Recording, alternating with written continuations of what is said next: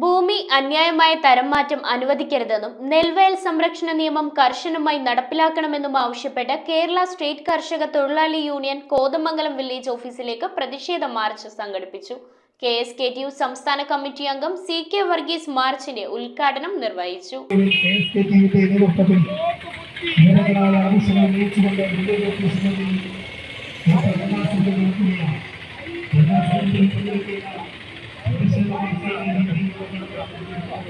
KP ജെയിംസിന്റെ അധ്യക്ഷതയിലാണ് Kerala state കർഷക തൊഴിലാളി യൂണിയൻ കോതമംഗലം വില്ലേജ് ഓഫീസിന് മുന്നിൽ മാർച്ചും ധർണയും നടത്തിയത്.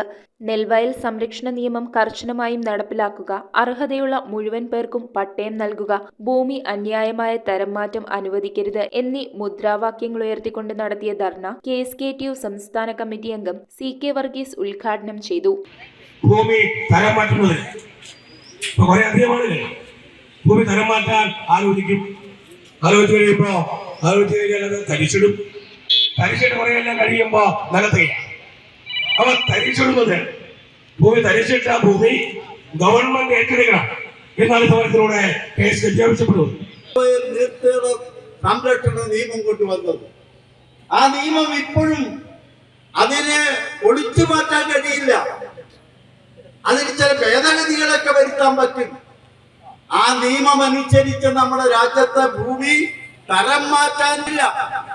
ഇവിടെ ചിലരൊക്കെ ഇപ്പൊ കാണിക്കുന്നത് എന്താന്ന് വെച്ചാൽ 5 സെന്റ് പട്ടണ പ്രദേശത്തും അല്ലെങ്കിൽ മുനിസിപ്പാലിറ്റി ഏരിയയിൽ, അതുപോലെ ഒരു 10 സെന്റ് ഗ്രാമപ്രദേശങ്ങളിൽ പാവപ്പെട്ട പട്ടികജാതി പട്ടികവർഗ മറ്റ് കർഷക തൊഴിലാളി മേഖലയിൽ ജീവിക്കുന്നവർക്ക് ഒരു ചെറിയ വീടുണ്ടാക്കാൻ സ്ഥലമില്ലെങ്കിൽ, മറ്റെങ്ങും സ്ഥലമില്ലെങ്കിൽ അവർക്കൊരു 5 സെന്റോ 10 സെന്റോ നികത്താൻ വേണ്ടിയിട്ടുള്ള ഒരു അനുവാദം ആ നിയമത്തിനകത്തുണ്ട്.